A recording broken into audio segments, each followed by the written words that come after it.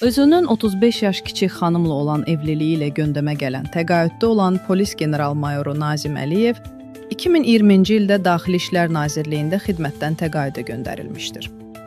Xəbərlər net xəbər verir ki, Today Baku mövzu ilə bağlı araşdırma aparıb. Araşdırmaya əsasən onun vaxtından əvvəl təqaüdə göndərilməsinə əsas səbəbi bu kimi adekvat olmayan davranışlar sərgiləməsi olub.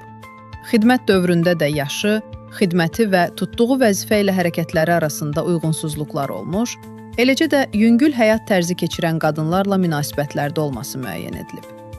Sonuncu xidmət yeri olun Polis Akademiyasında da işlədiyi müddətdə müxtəlif vaxtlarda münasibətdə olduğu yüngül həyat tərzi keçirən xanımlarla qalmaqal yaşamış və o xanımlar Polis Akademiyasının qarşısına gəlmiş və Nazim Əliyevlə görüşməyi tələb etmiş, onun hesab verməli olduğunu bildirilib. Bu səbəbə görə Nazim Əliyev vaxtından əvvəl təqaüdə göndərilib.